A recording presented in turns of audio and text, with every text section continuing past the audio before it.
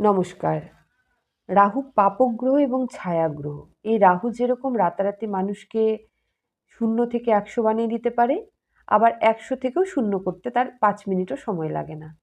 আপনার জন্মকুণ্ডলিতে রাহু কোথায় অবস্থান করছেন জানেন কি? রাহু কার সাথে অবস্থান করছে সেটা জানেন কি?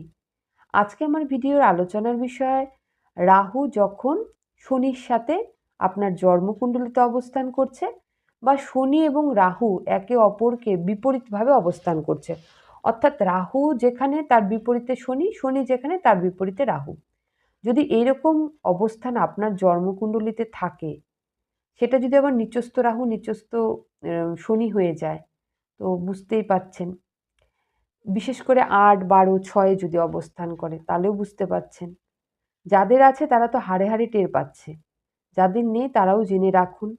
আপনার প্রিয়জন বা পরিজনের মধ্যে যদি কারো জন্মকুণ্ডলিতে থাকে, এই ভিডিওর মাধ্যমে হয়তো সে উপকৃত হবেন। রাহু এবং শনি একসাথে অবস্থান করলে তাকে স্থাপিক দোষ বলে।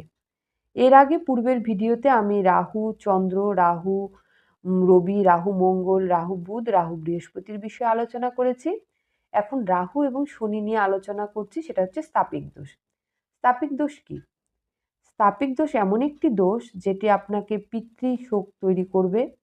আপনার অঢেল সম্পত্তি বা আপনি সরকারি চাকরি, যারা চাকরি করে তাদের তো মানে নির্দিষ্ট একটা অ্যামাউন্টে প্রত্যেক মাসে টাকা আসতে থাকে। তারপরেও দেখবেন তার জীবন থেকে দারিদ্রতা যাবে না। সে যতই চালাকি করুক, যতই সে বুদ্ধি খাটাক, তাকে সে চাইবে মানুষকে বোকা বানিয়ে সে খুব চতুর হয়। এক কথায় সে চতুর হয়। কারণ রাহু খুব চতুর প্ল্যানেট তো। সে সবসময় ছলনা, কপট এগুলো তার মাথার মধ্যে ঘুরতেই থাকে। ছলনা করা তার একমাত্র কার্য। যার জন্য সে ছলনা করে মানে ছায়াগ্রহ থেকে সে দেবতার রূপ ধরে দেবতাদের অমৃত পান করছিল। অসুর হয়ে সে পান করছিল। তা যাই হোক, এই স্থাপিক দোষ যদি আপনার জন্মকুণ্ডলিতে থাকে, আপনার বড়সড় লস হতে পারে, আকস্মিক হার্ট অ্যাটাক হতে পারে, জমি সম্পত্তি বিক্রি হয়ে যেতে পারে, আপনি লুজার হয়ে যেতে পারেন। এবং এই স্থাপিক দোষ যদি আপনার জন্মকুণ্ডলিতে থাকে, আপনি কিন্তু চালাকির মাধ্যমে আপনার বরবাদি তৈরি হবে। আপনি নিজে চোখে সব তৈরি করবেন আর দেখবেন চোখের সামনে সব ধ্বংস হচ্ছে। তাই স্থাপিক দোষ যাদের আছে অবশ্যই কমেন্ট করুন।